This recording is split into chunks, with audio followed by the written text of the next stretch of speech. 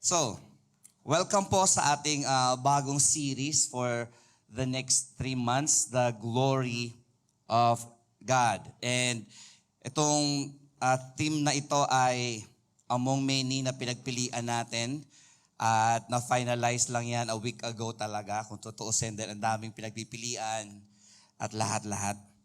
Pero as we journey dito sa series na to, I think mas marami tayong mapapakinabangan in a sense na ang Diyos ay gusto niyang malaman natin yung kanyang karangalan. Okay, let's pray po muna. Thank you, Lord. Heavenly Father, we come in Jesus' name at kami ay narito, Lord God, nagpapakumbaba. Kami ay nagpapasalamat sa iyo, Lord God, dahil ito, Lord, buhay kami at may chance kami once again na ikaw ay purihin, ikaw ay mas makilala at malaman namin, Lord, na sa buhay nito, Lord, isang bagay ang napaka-importante. Yan ay ang pakikipagniig namin sa iyo every day, Lord God, every season, Lord God, ng buhay po namin. We thank you and we love you. In Jesus' name we pray. Amen. Palapakan po natin ng malakas ang Panginoon. The glory of God. The glory of God is much different than any other glories. There are glories that the Bible speaks of. This glory connotes earthly kingdoms, man-made structures, the position and the authorities of political figures like kings, the spiritual beings with their powers, and many other kinds of glories. The biblical theme of the glory of God can be seen all throughout the Old Testament and the New Testament. The glory of God is about God's majesty, God's authority, God's splendor and radiance, God's greatness and status as the creator of the universe. There is no one in the physical and the heavenly realm that can match God even for a bit. Yahweh spoke of His glory in the Old Testament. Jesus spoke plenty of His glory and that of the Father in the New Testament. Once we get a grasp of the truth about the glory of God, there will be drastic changes in our perspectives in life. We, as a people who believe, will gain a godly outlook that evades human reasoning. When we believers increase in the understanding of the glory of God, we will worship and serve God in full allegiance.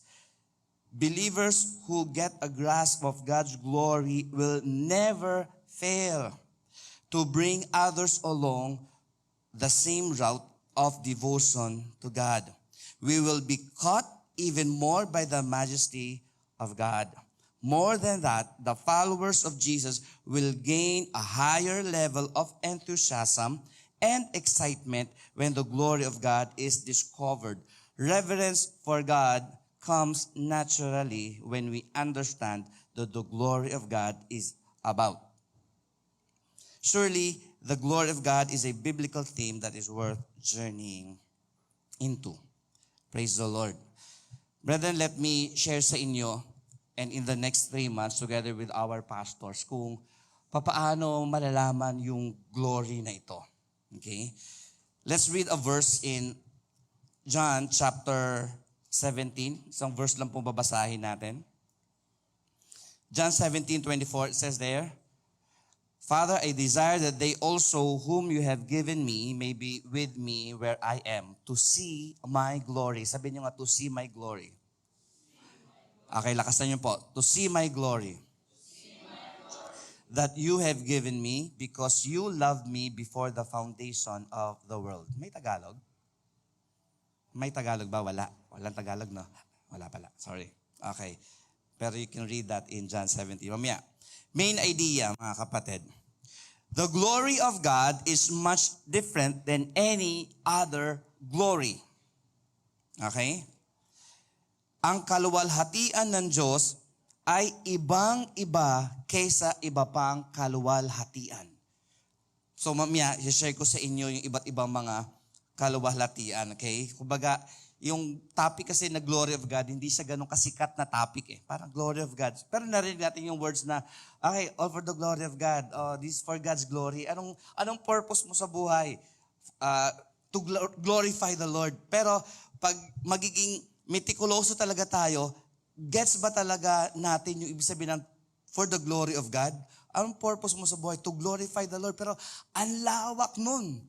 Alam mo yun? Parang pag sinabi mong the glory of God, parang ang daming subtitles o subtopics na pwedeng pag-usapan para maunawaan mo iyon. At pag sinabi natin ang purpose natin is to glorify the Lord, napakalawak yon. These 3 months, I'm praying na pag naunawaan natin ito at isipin natin, okay, nabubuhay ako, Brel, for the glory of God, ay may masasabi pa tayong mas specific pa kaysa doon sa for the glory of God. I have questions here, mga kapatid. What does it mean to say all for the glory of God? Ano ba ibig sabihin nun? Pag sinabi mo na for the glory of God, Marlon, ano ibig sabihin nun? And, ito pa, why parang may mali dito. Pakitama nga. Why is there a need for an increasing awareness of the glory of God? Something like that. Bakit kailangan mo bilang Kristiyano na unawaan ito ng itong side and then higher and then higher and then, okay, 20,000 years na akong Christian, meron pa ba akong pwedeng malaman? Well, if you live 100 million years, meron ka pa rin pwedeng malaman tungkol sa Panginoon. Now, in regards, mga kapatid, doon sa ating pinag-usapan o binasang verse, ang sabi ni Christ, Father, I desire that they also whom you have given me may be with me where I am to see my glory. Balikan natin yung verse na ito. Bakit sinabi ni Christ to see my glory? At itong theme na ito natin ngayon, bakit kailangan mo malaman? Meron, Pastor, pag uwi ko ba sa bahay, meron ba akong mapapakinabangan dyan? Or something na, hindi kaya masyadong malalim na topic yan? Parehong yes. Okay, malalim tong topic. Pero pwede natin itong pasimplihin na even yung bata ay pwede maging purpose niya sa buhay niya. Okay? Is to glorify the Lord kung ano mas specific na bagay na yon. Now, tingnan natin. 3 importanteng facts. Bigyan ko muna kayo ng macro and then balikan natin yung verse. Bibigay sa inyo ang micro. Pangkalahatan muna. 3 bagay, importanteng katotohanan na dapat mong malaman about the glory of God. Una, the glory of God, sabi niyo, glory of God, is way too greater than all the glories combined. Okay? Pag sama-samahin lahat ng karangalan at kaluwalhatian ng kings and kingdoms at mga taong lumipas na at buhay pa rin ngayon, pag sama-samahin silang lahat, kahit konti, hindi aabot yung sa glory of God. Bibigyan ko kayo ng mas mababaw na example. Yung Apple, hindi yung mansanas, kundi yung company. They are worth, 3 or 10 trillion dollars. I-combine ang 100 na bansa sa buong mundo, mas mayaman pa si Apple. Okay? First, huwag mo isamang Amerika at yung mga mayayamang bansa. Merong 100 na bansa na kahit na pagsama-samahin mo ang kayamanan nila, mas mayaman ang isang company na ang pangalan is Apple Inc. Dali natin again sa Panginoon. Yung karangalan na ikaw ay magkaroon ng achievement na matapos mo ang lahat ng degrees, okay? Elementary, high school, or grade school, college, masteral, doctorate, PhD, lahat ng mga, pati DVD at MP3, isama nyo na dyan. Pag sama-samay mo lahat ng nag-gain mong kaalaman doon sa mga ginawa mo na yon, wala pa rin yan sa katiting. Ikaw man ang pinakamayaman sa mundo ngayon. At pag sama-samay ng yaman ng lahat ng tao sa buong mundo, ni katiting, hindi aabot yung sa tinatawag na glory of God. Picture niyo ba kung ano yung glory of God? At yung glory ng, may isang politician nagsabi dati, sabi niya, hindi mo ba alam na ako ang pinakamakapangyarihang tao sa buong mundo? Talking about the president of America. At kaya kong sabihan yung Israel o mag-ceasefire sila, something na gano'n. Okay? Way before to. Okay? At even Amerika na may kilalaman sa pagbagsak ng Berlin Wall. Ni sabi ni Ronald Reagan, tear down your walls. Okay? If you know Ronald Reagan. Makapangyarihan sila. Pero sila yung mga hari. Pero ang Panginoon, siya yung hari ng mga hari. Guess nyo? Lahat ng talino, lahat ng kayamanan, lahat ng husay, lahat ng experiences, pagsama-samahin niyo, isama na natin lahat ng mga demonic beings. Even si Satan at lahat ng kanyang mga alipores, wala sila sa katiting ng glory ng Panginoon. Sabi ng Bible sa Old Testament, I am the Lord, that is my name. I will not give my glory to another or my praises to idols. It's so powerful na kapag tinash mo ang glory of God, may something na mangyayari sa'yo.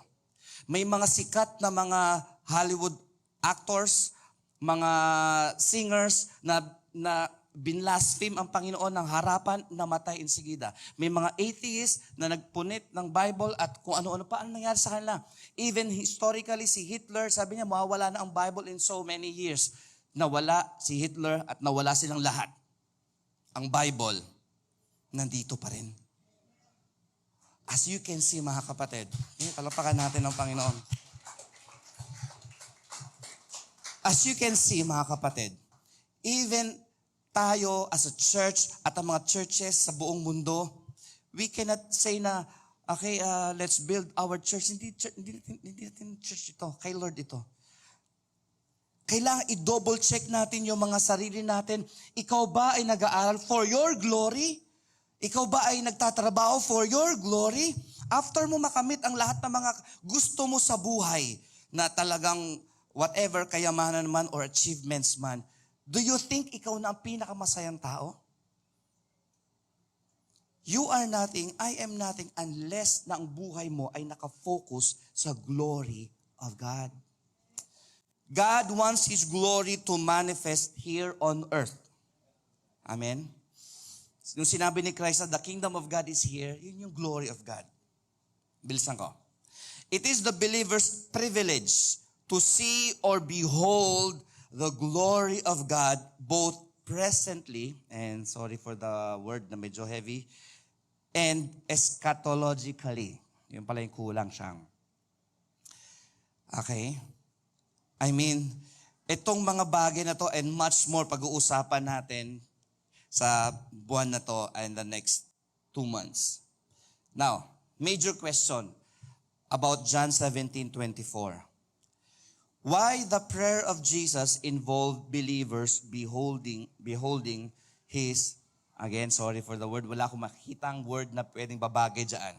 Yung eschatological glory, yung pagbabalik ng Panginoon dito sa mundo. Kasi when you hear Jesus Christ na magsalita, karamihan sa mga sinabi ni Christ, if you will notice sa New Testament, lahat ng sinabi yan, nag-mention siya ng glory, ay patungkol sa kanyang second coming and beyond. 80% to 90% na kanyang sinabi na tungkol sa kanyang karangalan, pagbalik niya, sabi niya ngayon, I have to die as a servant, pero when I come back, ayun, glory na yung sinasabi niya. Bakit importante na aralin natin yung verse na to? Again, going back do sa John 17:24, part ito ng isang mahabang prayer ni Christ. Pinag-pray niya sarili niya, pinag-pray niya ang present na mga disciples nung time na yung pala, pinag-pray niya tayo. Sabi niya, Lord, I pray for the disciples. Yung nasa akin na wag silang manghina, something na gano'n. And I pray also sa mga maniniwala sa akin sa magitan nila. Hanggang sa panahon natin, yung John 17 is prayer for the believers hanggang sa huling believer na ipapanganak.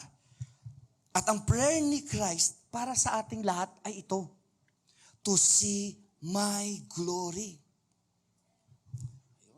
Glory to the Lord.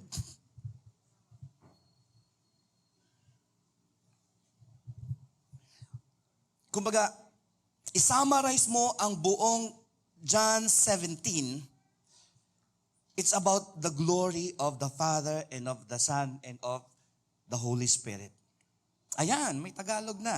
Ama, hinahangad kong ang mga ibinigay mo sa akin ay makasama ko kung saan ako naroroon. Sino yung mga ibinigay? Hindi material things yun. Disciples. Sa prayer na yan, sa punto na yan, parang feeling ko, wala pa tayo. Pero kung bibigyan mo ng context niya, ang prayer ni Jesus Christ, Lord, yung mga disciples ko ngayon at yung mga disciples na darating, na ang pangalan ay Francis Madrilejo. Lord, Lord, gusto ko siya at silang lahat makita nila yung glory ko. And my question is this, what's so important doon sa glory na to ni Lord na dapat makita nating lahat? Aba, may pagkakitaan mo dyan, Pastor. Kikita ba ako dyan? Mabibless ba ako dyan? Yayaman ba ako dyan? Kung yan ang desire mo, huwag mo nang ituloy. Pakinggan yung topic na ito.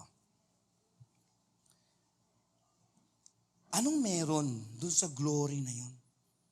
Kasi even I myself, mga kapatid, kung sa part ko sabi ko, Lord, I've been serving you for the past almost 3 decades. And what is there to see pa? Of course, marami. Pero Lord, give me specific na mga bagay. At isa sa mga minessage sa akin, Lord, is this verse. You will see my glory. And then, yung sa John chapter, where's that? Chapter 9, yung mama na nagtanong yung mga disciples, Lord, bakit yung mama na to pinanganak na bulag? Siguro masama ang mga magulang nito. Siguro yung mama na to makasalanan. Alam mo sabi ni Jesus Christ? Sabi niya, wala doon. Wala doon. Wala doon yung kanyang kaya siya bulag. Kundi siya pinanganak na bulag para ang gawain ng Panginoon. There's no glory na word doon na. Pero yung gawain ng Panginoon ay mahayag. John chapter 11, 2 chapters lang, namatay si Lazarus. Nung namatay si Lazarus, nag-delay pa si Christ, pambihirang si Jesus, na late pa ng 3 or 4 days. Tapos nung namatay na si Lazarus, tara, punta na tayo, gisingin natin si Lazarus. Tara, punta tayo doon. Si Thomas na ma-side comment, tara, punta tayo doon para tayo na mamatay na rin kasama niya. Isipin mo, no, kung ikaw yung si Jesus at papaligiran ka ng mga disciples na may Judas na, merong Angelites pa, merong Reclamites pa, okay? Buti na lang si Jesus Christ siya. Okay? Pero hindi pinatulan ni Jesus yung salita ni Thomas na yun na, Thomas or Philip, na tara, punta na tayo doon para mamatay na tayo kasama niya. Ang nasa isip niya, papaano ko pararangalan ang aking ama? Pagdating doon, umiiyak si Mary, umiiyak si Martha, at ang sabi nila, kung napaaga ka sana ng dating. Hindi ko ba sinabi sa inyo, you will see the glory of God? Meron ng word doon.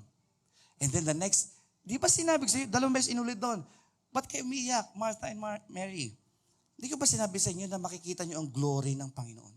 And then you know what happened, nabuhay siya. So ibig sabihin, ang glory of God ay dito sa lupa, mararanasan mo na through healing, signs and wonders, and restoration ng family, restoration ng sarili mo, pagiging malaya mo sa depression, malaya mo sa mga bad habits, kasalanan at iba pa. That's the glory of God. Pero there's another glory na gusto ni Lord na makita natin. And that is the next life. Okay, sinong gusto na doon? Wala muna. Okay? So, ano pa? Now, answering the question, dalawa lang ang sagot natin. Why the prayer of Jesus involved believers beholding His glory? Number 1, dalawa lang to. It is nonsense for people to have their own glory. Kapag ikaw ay kinakain at talagang kinokontrol ng glory to me na attitude ang buhay mo, bad news, you will never see the glory of God. Kapag ang purpose mo lang sa buhay ay magpaganda, magpapogi at magpayaman at magpasikat, I'm sorry, you are disqualified with that kind of attitude. Pwede mong makita ang karangalan ng Diyos, pero hanggang dito lang yan. Ay, ang galing, ang galing, ang galing. Pero how about in the next life? mas mahaba yun. Okay? Tingnan nyo. Worldly glories, ano ba ang mga worldly glories? Again, achievement, credentials, yayaman. Pastor, ayusin ko lang to. I've met people across na aking pag-serve sa Panginoon na, Pastor, ayusin ko lang to. Mag-aaral lang ako mabuti, and then magkatrabaho, blah, blah, blah. Karamihan sa mga yun na kailangan ko munang unahin ito, yung mga mini glories na yun. More than half sa mga yun ay nawala sa Panginoon. Pag sinabi mo, unahin ko muna itong asikasuhin to, pag okay na to, Pastor, mag-serve na ako kay Lord. Iba doon ay namatay na, hindi nakapag-serve sa Panginoon. Kasi pag inuna mo ang glory mo, nonsense, mga kapatid. Nonsense. Kahit nasabihin mong masaya ka for a moment, alam ba, gustong-gusto ko magkaroon ng bagong-bagong cellphone. Pag nahawakan mo na yung pinag-ipunan mong cellphone for 1 year or a few months, pag hawak mo na siya, wala pang 1 buwan. I tell you, maghahanap pa na ng bago. Amen? Oh, don't tell me na ako lang yon. Di ba? Pag nakita ka, mas maganda specs nun. Kaya kinasawaan ko na rin yan sa isang banda. Okay? Ano pa? Yung tinatawag na alter ego glory. Yung alter ego na, what if kung maging ganito ako? Sa sobrang goal mo na maging ganun ka, nakalimutan mo kung sino ka ngayon. Guess mo? Guess nyo? Sa sobrang goal ko, alter ego, na maging ganun, nakalimutan ko ano ako ngayon. Diba? I mean, mawawala ka sa identity mo kung gaya ka lang ng gaya ng artista, gaya ka lang ng gaya sa mga sikat na tao, gaya ka ng gaya sa iba, mawawala yung identity mo. No? Learn from them, pero ikaw ay unique. Ikaw ay ikaw. Walang iba na Danny ka man langit, kundi si Danny ka man langit lang. Amen? Don't try to be other people. Ikaw yan eh. Mas mahusay siya eh. Di mahusay siya, pero I think may iba kang husay. It is nonsense na mamuhay ka na nangangarap na ikaw si Britney Spears o sino yung nag-concert sa Singapore? Ayun. Hindi mo pwedeng isipin na maging Taylor Swift ka kung ikaw si Peter na, Daniel pa. Parang prinsesa. And then, pag tumitingin sa ilong, sa salamin, sabi niya, hindi ako satisfied dyan ah. Kailangan ayusin yan. Okay? Kailangan ayusin yan. So nagpatango siya. Tumangos ng ilong niya na hindi niya na makita yung sa gilid niya. Sabi niya, kailangan ayusin ko pa yung mata ko. Kulang pa rin. Kailangan ayusin ko yung complexion ko. Dapat malasutla. Ay, kailangan ayusin ko rin yung buko. Dapat ayusin ko rin yung jawline ko. Talaga nagpa-opera na talaga para medyo maging firm yung kanyang chin. At yung cheekbone niya talagang lahat. At after a year, halos nakamit niya ng lahat. May ilang taon pa siya? Bigla siyang naaksidente. At nung naaksidente siya, namatay siya. At nung namatay siya, nakita niya ang dyablo.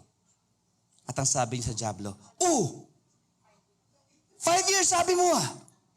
Bakit 1 year pa lang? 1 year pa lang. Sabi ng dyablo, ikaw ba yun? Hindi kita nakilala eh. Okay, end of story. So, sa sobrang naretokado ang kanyang mukha, even ang demonyo na kausap niya, nakalimutan na kung sino siya. You see, mga kapatid, if we run for our glories, even sa church, even us, even ministries, kapag ang goal natin kailan palaki natin ang church para mapansin tayo ng buong Cubao. At glory to us. Pagka ganun ang goal natin, we are in danger. Amen? Tingnan nyo. Ang sabi pa ron, demonic glory, yun na. Yun, yung demonic glory na yun. Tingnan nyo yung sinabi ni Christ. Father, I desire that they also, balikan natin yung Tagalog na verse. Ama, hinahangad ko You see? Ano yung desire ni Jesus Christ? Yung desire niya ay hindi sa sarili niya. Ang desire niya, yung mga disciples makita yung glory niya. Ibig sabihin, kahit walang disciples, glorified pa rin ako. Pero ayoko suluhin yun. They need to see this. At ito ba ay alter ego ni Lord? Hindi. Kundi, He's God and He wants to share His glory. Sa parable of the talents, di ba nakalagay din yun eh. Ang sabi doon, well done, good and faithful servant. Come and share your master's. Sa iba, joy. Iba naman, translation is glory. God wants to share yung ano niya, yung joy na makita mo siya, na makaniig mo siya dito sa lupa hanggang sa langit. Gets niyo ako mga kapatid? At ito pa, yan ang deepest prayer ni Christ. Tingnan ninyo ang buong John 17. Yung prayer niya ay may explanation lang, pero ang pinaka-essence ng kanyang prayer doon is His glory. Yung disciples ko, makapag-share sa mga disciples pa, at yung mga future, ingatan sila sa mundong ito, maging successful sila sa mundong ito at wag silang bumagsak. Kasi, you never know mga kapatid, ang pwedeng mangyari sa mundo. Taiwan, ano nangyari? Earthquake. Ano pa? Dubai, ano nangyari? Ipo-ipo. Ano pa? Okay? Maraming nangyayari sa yung binabalita pang Euphrates River, somewhere Middle East, na sign na lalabas yung mga demonic spirits, something na ganon. Those are signs, mga kapatid. Those are signs na, magtrabaho ka, mag-aral ka, mag-business ka, pero be sure ang goal mo is to glorify the Lord. Hindi yung parang, Lord, yung business ko, huwag mo itong papakialaman, lalo na yung kahadiyero ko. Pero huwag kang mag-alala, mag-worship ako sa'yo. Pero huwag mo itong papakialaman, ha? Dapat yung business mo, yung pag-aaral mo, yung trabaho mo, under dapat lahat yun ng glory of God. Kaya, if you will ask yourself, Lord, sa aking sarili ko, halimbawa, Lord, yung preaching ko ba nag-glorify ka o ang sarili ko? Lord, sa UVCC ba ikaw nag-glorify o kami? Lord, sa paggastos ko ng pera, saan ako mas maraming budget? Saan ako mas takot? Mas takot ba ako sa bills o takot ako na sumuway sa'yo? Those are things na pwedeng senyales kung papaano mo titingnan ang glory of God. Pero if you will look at positively sa glory of God at ito ang iyong hinahangad, well, I tell you, naka-back up sa'yo ang buong kalangitan. Amen? Kasi kung prayer yan ni Christ, sa palagay nyo, siya ngayon ay nakaluklok sa kanan ng Diyos, and He is King of Kings and Lord of Lords, hindi ba niya sisiguraduhin na mangyari ang kalooban niya sa buhay natin kung ang goal mo is to glorify the Lord? Pero kailan malas-malas ang mga buhay natin? Pag sinusunod natin yung sarili natin. At kanina sa mga testimonies, nakita ko na sinampal ako ni Lord, binatukan ako ni Lord, kulang lang, sipain ako ni Lord. Kasi bakit mahal ka niya, kailangan niyang gawin yung para magising tayo na hindi tayo naghahabol sa mga glory na yon. Amen? Sa mga kabataan, medyo, I don't know kung gaano kalinaw ito sa inyo, kasi dumaan din ako doon at alam ko yung parang, kailangan magkaroon ako ng family, na maganda asawa ko, maganda yung mga anak ko, mayaman ako, ganito. If you are looking at that, no problem. Pero, ingat ka na baka kinakain ka na nung plano ng buhay mo. Gets? Amen ba? Tingnan mo ang katabi mo, sabi mo sa kanya, the glory of God. Number 2, life is not complete without beholding the future glory of God and Jesus. Partly, nasabi ko na yan kanina pa. Pero, here's some truths pa. Ano yung tunay na sama-sama? Dito kasama natin si Lord. Sa kabilang buhay, which is mas mahaba at mas glorious, kasama natin si Lord. May mga tao na namuhay dito sa mundo na nakahiwalay sa Diyos, thinking na pag namatay sila ay may magpipray para sa kanila para from this part ng afterlife ay malipat na sila sa langit. How dare you na isipin na mamuhay ka sa sarili mo tapos may mag-pray lang ng konti at lakihan ang bigay, malilipat ka na? Kung namuhay ka ng separate sa Diyos sa mundo na to, alam mo na. Kung namuhay ka na ikaw na susunod sa mundo na to, alam mo na. Kung namumuhay ka chasing your glories, chasing earthly something, then alam mo na. You will fail miserably. But on the other side, kung dito pa lang sa mundo na to, si Lord na ang kasama mo, pagising sa umaga hanggang pagtulog sa gabi, okay? May problema ka man, pero ang Diyos ang gumagabay sa'yo at nabibigay ng tagumpay, then God bless you. Dito, kasama mo si Lord, I'm sure sa kabilang buhay, kasama mo rin ang Panginoon. Amen ba? Sige po, palakpakan natin ang Panginoon. That's new heaven and new earth. Darating ang panahon, mga kapatid, na ito nakikita natin sa mundo ay totaling papalitan ni Lord.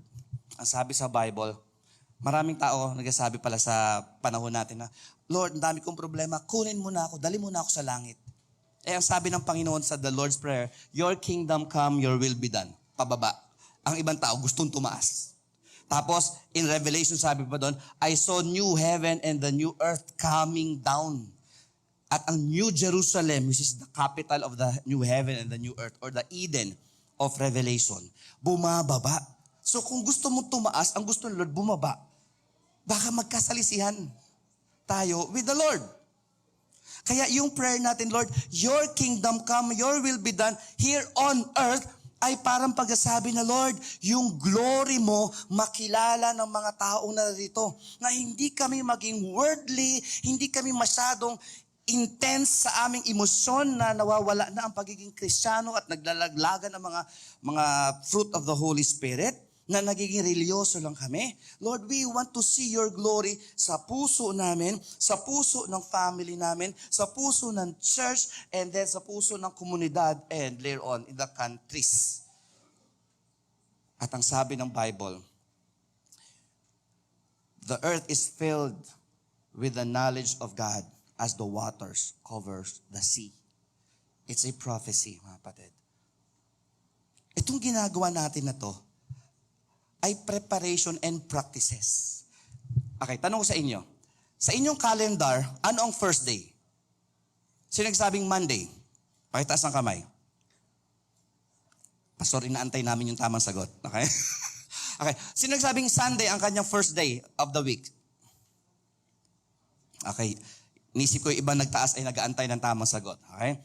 It depends sa iyong pananaw. Kung ang pananaw mo is on the Bible side, ang sabi ng Bible, the first day of the week, nag-arise si Christ. Ang Sabbath is the last day of the week. Saturday, so Sunday. Pangalawa, kung Monday ang first day of the week mo, meron akong bad news para sa'yo. Mararamdaman mo madalas ang tinatawag na Monday sickness.